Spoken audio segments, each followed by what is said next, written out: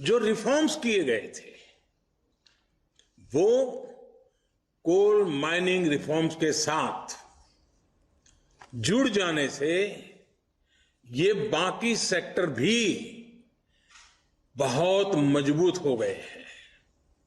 साथियों, commercial coal mining के लिए आज जो ऑक्शन की शुरुआत हो रही है वो हर स्टेक होल्डर्स के लिए विन विन सिचुएशन है।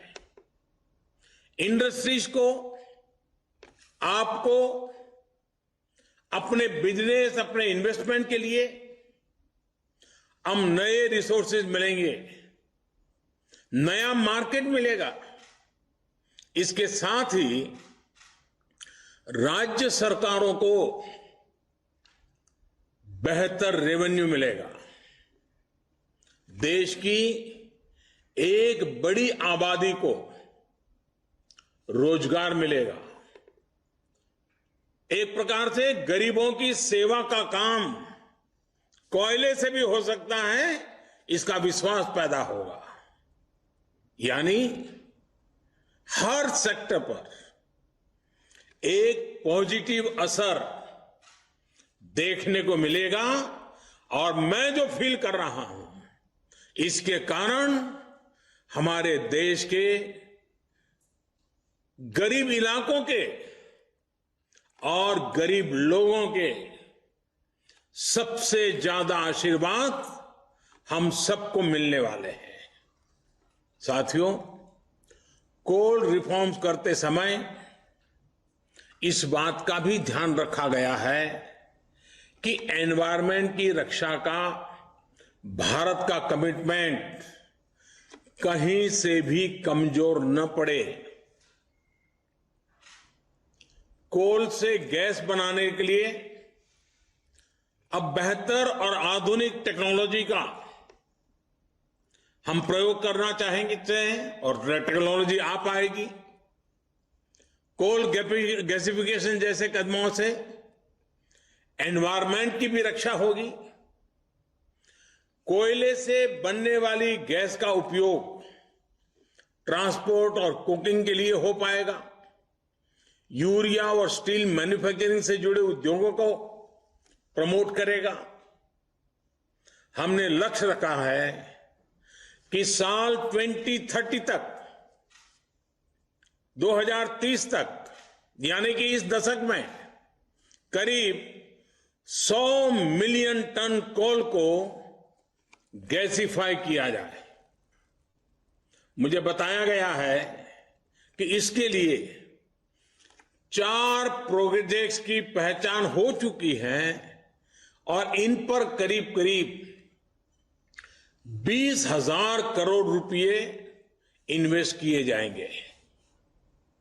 साथियों, कोल सेक्टर से जुड़े ये रिफॉर्म्स ईस्टर्न और सेंट्रल इंडिया को, विशेषकर हमारी ट्राइबल बेल्ट को डेवलपमेंट का पिलर बनाने का भी एक बहुत बड़ा जरिया है। हमारे यहां जहां कोयला है, जहां मिनरल्स है, देश का वो हिस्सा प्रोग्रेस और प्रॉस्पेरिटी के मामले में उस स्तर पर नहीं पहुंच पाया है। देश का ये वो हिस्सा रहा है जहां बड़ी संख्या में एस्पिरेशनल डिस्ट्रिक्ट भी हैं। वो जिले जहां के लोग विकास के लिए एस्पायर कर रहे हैं, लालायित है, कर गुजरने का इरादा रखते हैं, सामर्थ्य है, शक्ति है, समझ है, सब कुछ है, लेकिन यही जिले विकास की दौड़ में बहुत पीछे रह गए हैं। आप कल्पना कर सकते हैं, देश में 16 एस्पिरेशनल डिस्ट्रिक्ट्स ऐसे हैं जहां कोयले के बड़े बड़े भंडार है, लेकिन इनका लाभ वहां के लोगों को उतना नहीं हुआ जितना होना चाहिए था। वहां के गरीबों का जितना भला होना चाहिए था वो नहीं हुआ। यहां से बड़ी संख्या में हमारे साथी दूर दूर अपने बूढ़े मां बाप को छोड़ करके, अपने खेत खलिहान को छोड़ करके, अपने यार दोस्तों को छोड़ करके बड़े शहरों में रोजगार के लिए, एम्प्लॉयमेंट के लिए माइग्रेशन करते हैं। ऐसी अनेक समस्याओं को कम करने और पूर्वी भारत और मध्य भारत की एक बड़ी आबादी को उसके घर के पास ही बेहतर रोजगार के अवसर देने में कॉमर्शियल माइनिंग तरफ हम जो कदम उठा रहे हैं वे एक इच्छित परिणाम लाएंगे। और जब मैं इच्छित परिणाम की बात करता हूं, मुझे इन क्षेत्रों का विकास करना है, हमें वहां के गरीबों का भला करना है। हमें पहले उस इलाके को आत्मनिर्भर बनाना है, बना के हर परिवार को आत्मनिर्भर बनाना है, हर गरीब की जिंदगी में बदलाव लाना है। आज जिन कोल ब्लॉक्स का ऑक्शन हो रहा है, इनसे ही इस क्षेत्र में लाखों जॉब्स पैदा होने का अनुमान है। इतना ही नहीं, कोयला निकालने से लेकर ट्रांसपोर्टेशन तक को बेहतर बनाने के लिए जो आधुनिक इंफ्रास्ट्रक्चर तैयार किया जाएगा, उससे भी रोजगार के अवसर बनेंगे, वहां रहने वालों को अधिक सुविधाएं मिलेगी। अभी हाल ही में सरकार ने इस तरह के इंफ्रास्ट्रक्चर पर